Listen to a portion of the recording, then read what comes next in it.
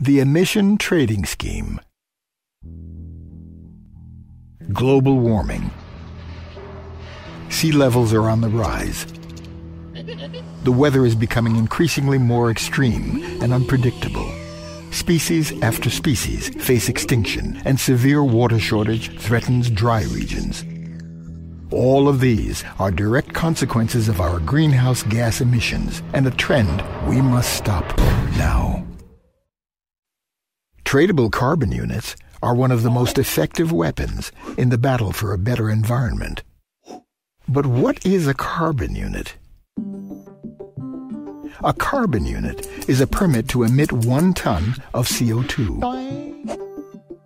This is equal to the emissions of a one-way flight from Oslo to Bangkok for one person, or 5 months of driving by an average Norwegian motorist. So how does the emission trading scheme actually work? The emission trading scheme determines how much CO2 and other greenhouse gases we can emit. In 1997, most of the countries in the world signed the Kyoto Protocol. The aim of this agreement is that all industrialized countries should reduce their total emissions of greenhouse gases by at least 5% from 2008 to 2012, compared to their emissions in 1990. The UN distributes quotas of carbon units to those industrialized countries that have signed the treaty. These units set a limit on the level of emissions. This limit is equivalent to the total amount of CO2 that these countries are permitted to emit, and which is less than the anticipated emissions. Some countries are so successful in reducing their emissions that they simply don't need all the carbon units they've been allocated, while other countries may struggle to reduce their emissions and need more units. Countries may, therefore, buy and sell carbon units. The price of tradable units depends on how many there are in circulation. Similar to a stock exchange, prices vary according to supply and demand. Each country is individually responsible for deciding how to cut its emissions. Heavy industry is often responsible for a large share of a country's CO2 emissions. Many countries have therefore decided that these industries must make the largest contribution towards emission reductions. Let's look at an example. Factory A and B have both been allocated carbon units by their authorities. Factory A decides to reduce its emissions by implementing climate-friendly measures. Their reduction efforts are in fact so successful that they have carbon units to spare. These can then be sold. Factory B, on the other hand, is unable to reduce its emissions and has to buy carbon units, from Factory A, for instance.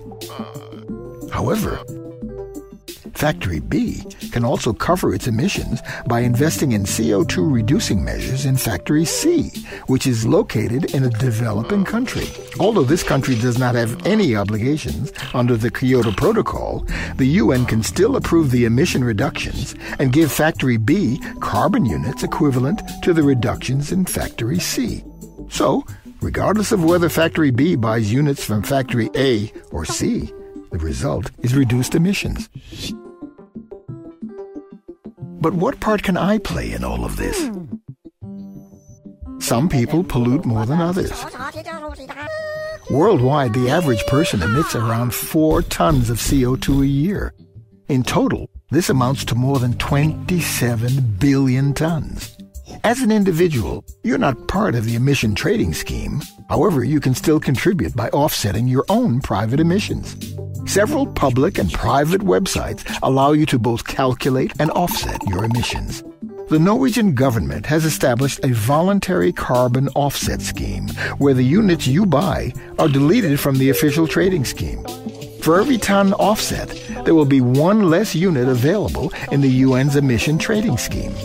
As the price of units increases, it pays for the industry to work harder at reducing emissions. In other words, polluting becomes more expensive. Imagine if all Norwegians did the same. Tradable carbon units are one of the most efficient weapons in the battle for a better global environment. It is now more important than ever that more countries sign up, that industries are held accountable, and that each and every one of us does what we can to reduce emissions. time for action is now.